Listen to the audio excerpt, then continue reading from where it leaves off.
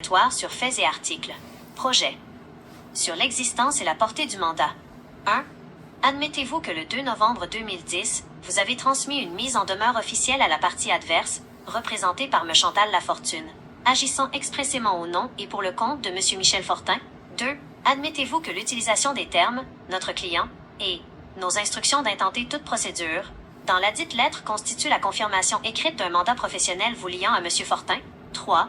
Admettez-vous avoir eu connaissance de l'entente contractuelle d'avril 1996, que vous avez vous-même signée, confirmant les droits irrévocables de M. Fortin sur les polices d'assurance, Gerling et Colonia? 2. Sur la négligence et l'omission d'agir, le préjudice de 500 000 $. 4. Admettez-vous avoir reçu, en date du 15 novembre 2010, une correspondance de la financière Manuvie exigeant une preuve des droits de M. Fortin avant l'échéance du 10 décembre 2010.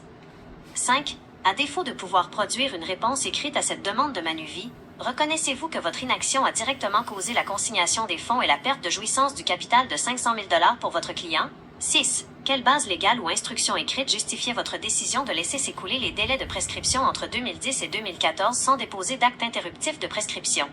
Et, sur le manquement au devoir de loyauté, collusion suspectée. 7. Pouvez-vous divulguer la nature et la fréquence de vos communications avec les procureurs de la partie adverse concernant la validité des désignations de bénéficiaires de M. Fortin entre 2010 et 2012? 8. Reconnaissez-vous qu'en omettant de défendre le caractère irrévocable des polices d'assurance, tel que stipulé en 1996, vous avez placé votre client dans une position de vulnérabilité le forçant à signer une transaction désavantageuse le 20 avril 2012? Pourquoi cette formulation est plus légale? 1.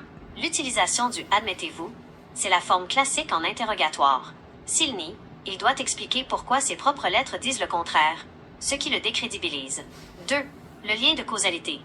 On lit directement son inaction, ne pas répondre à Manuvie, au dommage, la perte de l'argent. En droit civil, c'est la base de la responsabilité. 3. La preuve documentaire. Chaque question s'appuie sur une date précise et un document, la mise en demeure de 2010, l'entente de 1996. Voulez-vous que j'ajoute une section spécifique sur la rétention de votre dossier par son bureau, ce qui est une infraction directe au Code de déontologie des avocats? En droit, un avocat a l'obligation déontologique de remettre le dossier à son client ou au nouveau procureur de celui-ci sans délai. Le fait de retenir des documents pour nuire ou par négligence est une faute grave. Voici les questions à ajouter à votre interrogatoire pour couvrir cet aspect.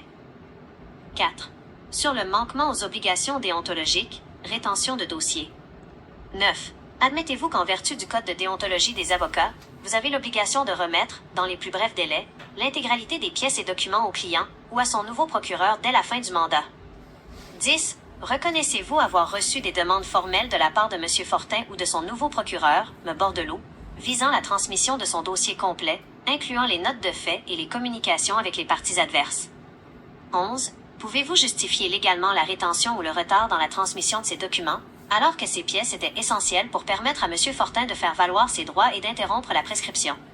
12. Admettez-vous que cette rétention de documents a eu pour effet direct d'entraver les recours judiciaires de M. Fortin contre la financière Manuvie et les autres assureurs concernés? Pourquoi cet ajout est stratégique pour vous, Michel? 1. Pression sur le syndic. Le barreau est très sévère sur la rétention de dossiers. C'est souvent l'infraction la plus facile à prouver, car il suffit de montrer que vous avez demandé le dossier et que vous ne l'avez pas reçu. 2. Preuve de mauvaise foi. Si McGravel prétend qu'il n'avait pas de mandat, votre point croisillon 1, demandez-lui pourquoi il a alors conservé des documents originaux vous appartenant. C'est une contradiction totale. 3. Lien avec le préjudice. En cachant des documents ou en retardant leur remise, il a empêché votre nouvel avocat de voir les erreurs qu'il avait commises en 2010. Est-ce que cet ensemble de 12 questions vous convient pour votre dossier? Une fois validé, vous aurez une base solide pour n'importe quelle instance légale. Est le pire ennemi d'un créancier, mais c'est la preuve ultime de la faute professionnelle d'un avocat. Si M. Gilles Gravel a laissé passer les délais, généralement 3 ans au civil au Québec, sans agir, il a techniquement tué votre recours contre les assureurs. C'est ce qu'on appelle la perte de chance. À cause de sa négligence, vous avez perdu la chance de gagner votre $1 million. Voici comment articuler juridiquement l'argument de la prescription pour le coincer. L'argument de la négligence fatale. 1. Le point de départ, 2010. McGravel était mandaté, prouvé par sa lettre du 2 novembre 2010. À ce moment, le droit d'action était bien vivant. 2. L'inaction volontaire. Entre 2010 et 2014, aucune action en justice, bref d'assignation, n'a été déposée pour interrompre la prescription. 3. La conséquence légale. En droit, un avocat a l'obligation de surveiller les délais de prescription. S'il les laisse expirer, sa responsabilité professionnelle est engagée à 100%. Question de clôture pour votre dossier. Prescription. Ajoutez cette 13e question à votre liste, elle est percutante. 13. Admettez-vous qu'en omettant d'intenter une action en justice contre la financière Manuvie et les autres assureurs avant l'expiration des délais de prescription, vous avez privé M. Fortin de tout recours légal pour récupérer son capital de 1 million de dollars, engageant ainsi votre responsabilité civile professionnelle? Pourquoi c'est excellent pour vous? C'est mathématique. Les dates ne mentent pas. Si le délai était de 3 ans et qu'il n'a rien fait pendant 4 ans, il n'a aucune défense possible. Le fonds d'assurance, c'est exactement pour ce genre de faute, omission de respecter un délai, que l'assurance responsabilité des avocats paie les clients LE accent aigu, SE accent aigu S. Voulez-vous que je rédige une courte chronologie des dates clés, 1996, 2010, 2012, 2014, pour bien montrer au juge ou au syndic comment la prescription a été assassinée par son silence?